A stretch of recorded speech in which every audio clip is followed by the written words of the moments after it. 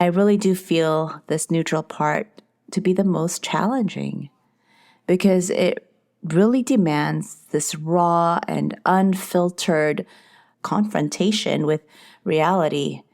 It's in this neutral space that you're compelled to see things for what they truly are. The truth, pain, disappointments, grief.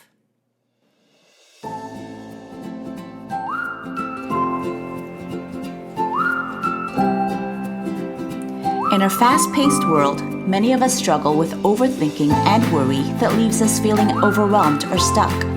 In this podcast, we will hear stories of successful individuals and have conversations and ways to reach our true potential by embracing every micro detail of our identity, especially the flaws that make us unique. This is your host, Maria Grace Wolk. I'm a Filipino-American entrepreneur, psychotherapist, and mom of 2 boys.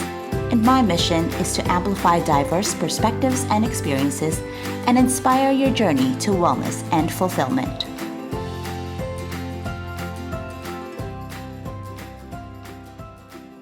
Hello everyone, it's just me today on a solo episode, and I just wanted to quickly record this episode as we are nearing the end of 2023. I remember setting intentions January 1st, the beginning of this year, and now here we are, only 2 weeks away to 2024. And I have no idea where the year went. It's like getting on a ride and you can't wait to go on it, and you're finally on, and you go up, you go down, you go upside down, and the next thing you know, it's done. And that's it. If anybody knows, where did the year go? I'm so not ready for the year to end. Or maybe I am. It's been a crazy year for many of us, for all of us. I mean, I feel like I've been riding this wave, some highs, some lows. There are days when I feel on top of the world, feeling so grateful to have been invited to do several talks this year. And I have had some amazing trips, met some wonderful people. But then there are other days when it seems like the world is crumbling. And I just have no power to even make a dent to help make things better. And I know many of us feel this way about the current state of our world, which can really put you in a very dark place when you start thinking about all the things that are happening in our world today. Then there's the neutral ebb and flow of daily life, when I'm feeling like I am just bobbing in and out of the water. Some moments lift you to the surface where the sunlight sparkles and everything feels weightless and great. Yet there are times when you dip below and you're encountering these challenges and uncertainties in a day-to-day level.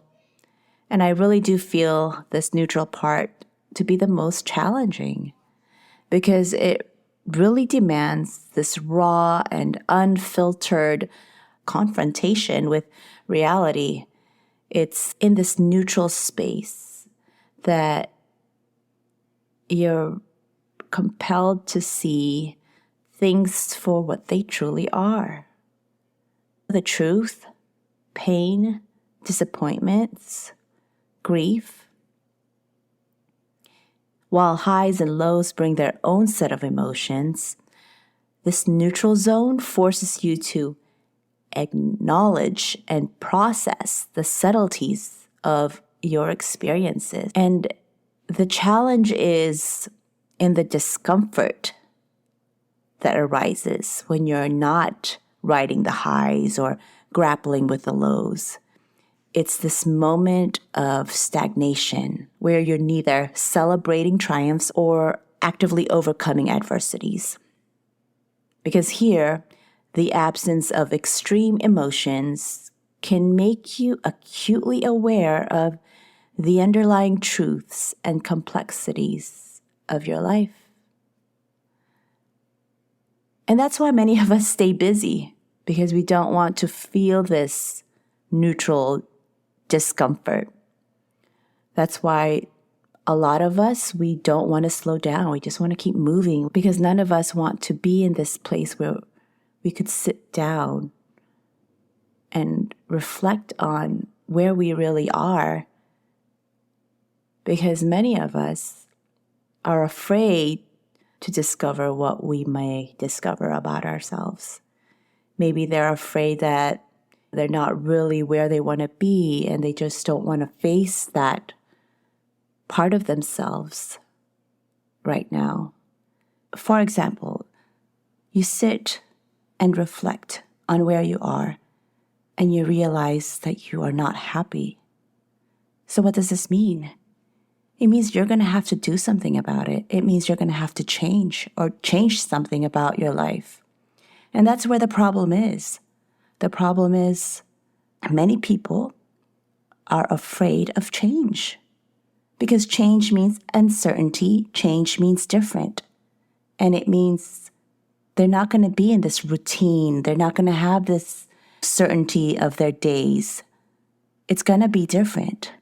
Our brain is going to want to look for that pattern of your daily routine. And when it doesn't have that, when you make some type of change, it's going to react, and it's going to be uncomfortable. And that's why change becomes really hard. That's why trying to do a New Year's resolution doesn't last, because our mind will fight us on it. It will want to do what it is used to doing, because it's comfortable. Your brain will need some time for it to get familiar with this new thing you've added into your life, for it to feel comfortable. And that is why when you're in this stagnant place, in this neutral zone, and you sit and you reflect and you realize that something needs to change, or you want to be somewhere else in life, then you've got to do something different. And when you do this and you follow through, that's where the transformation occurs. That's where the transformation happens. It's in this neutral space. Because this neutral space is the breeding ground for self-reflection and growth.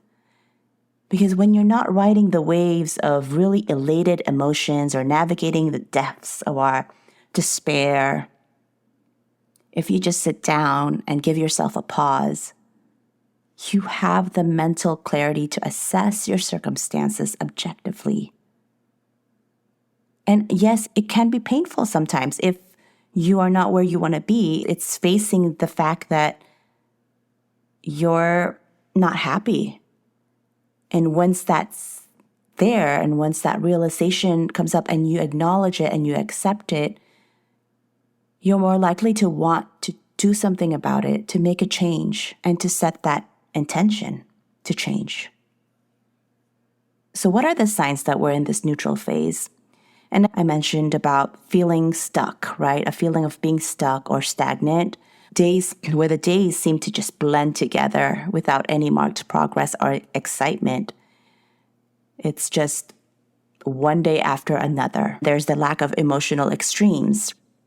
You're noticing that there is no intensity in your emotions. You're neither experiencing the highs or the lows. It's just in that neutral level, just bobbing up and down the surface, and having an increased reflection where you find yourself contemplating your life, your goals, your purpose, more often seeking deeper understanding and meaning.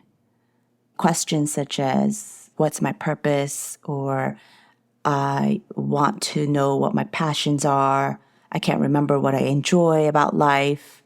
Where you're really reflecting on where you want your life to be, seeking for that deeper understanding and meaning. Questions like these usually marks the sign that you are ready for change. You're ready to do something different with your life. So what do we do when we realize we are in this stagnant place in our lives and we realize that we are unhappy and we want to make a change, but don't really know where to begin? And this is where I introduce to you a technique that I developed to teach my clients to remember the steps to self-empowerment. And I call it the Grace Matrix. It's a technique that can help you cultivate greater awareness, self-compassion, and resilience into your daily life.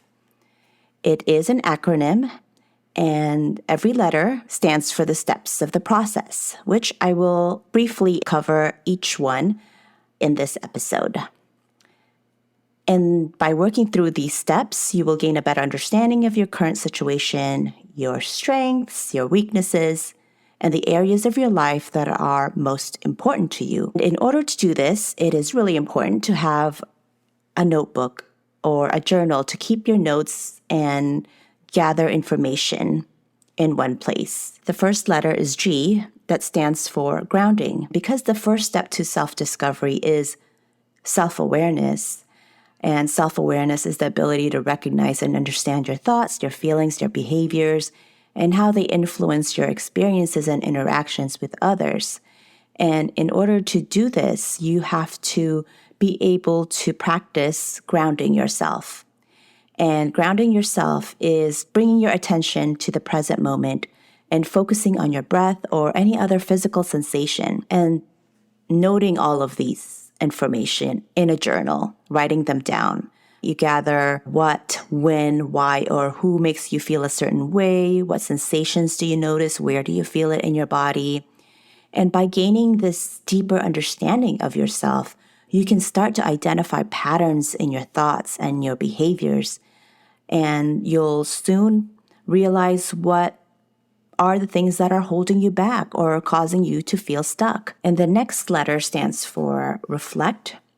And this is when you are reflecting on your roots, your past experiences that can help you understand your present behaviors and your values.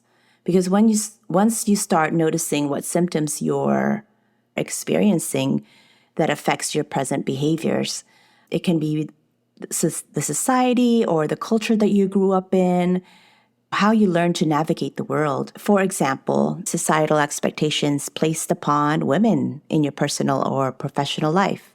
In the same journal, write down any specific expectations or norms that you have encountered.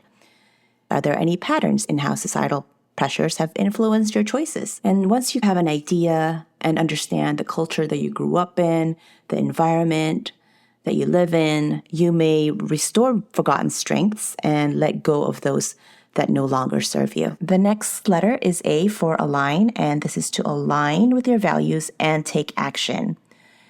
And aligning with your values is a very crucial part of motivation and self-empowerment.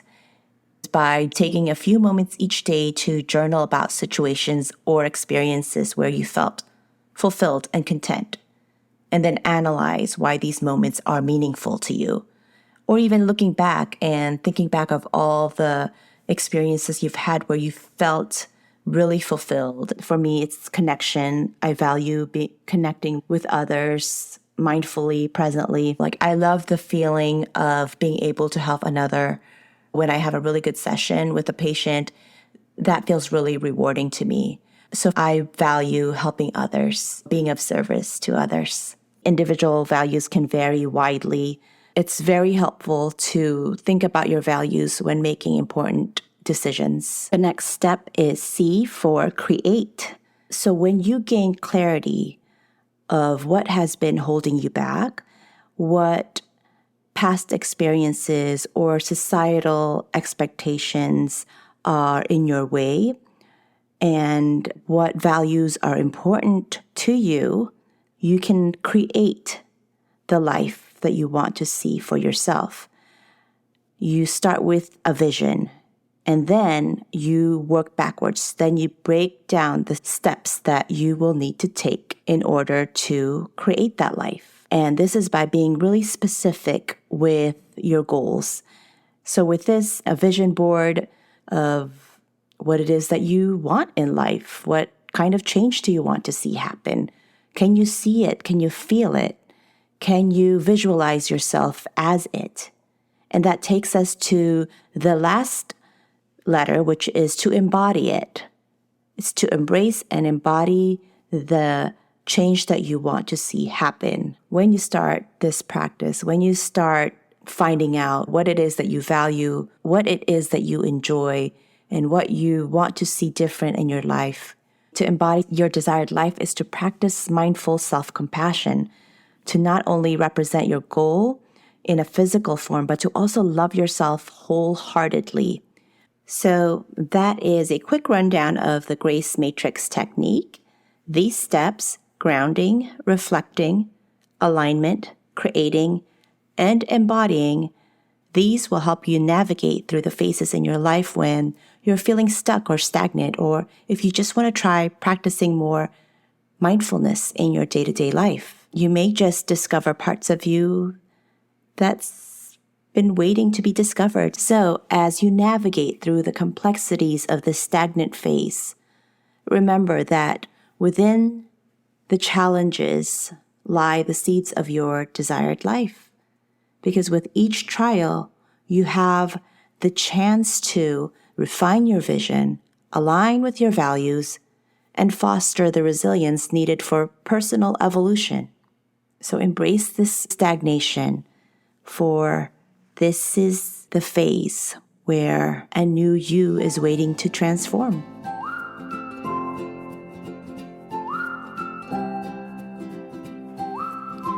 If you resonate at all with the stories on this podcast, and you're thinking about a change in your current situation, in your career, in your relationship, or maybe even in yourself, what's holding you back from taking the first step? Find out by taking the What's Your Biggest Self-Sabotage quiz that you can find on my website at mariagracewolk.com. Until next time, stay kind and own your journey. Thank you again for your time today. If you enjoy this podcast, please be sure to hit subscribe, rate, and review. I would so appreciate it. The high rate and reviews will help others find the podcast so we can amplify, normalize, and break the mental health stigma. This podcast is designed to provide accurate and authoritative information in regards to the subject matter covered. This is given with the understanding that neither the host or the guest are providing legal, mental health, or other professional information. This podcast does not substitute for personal professional services.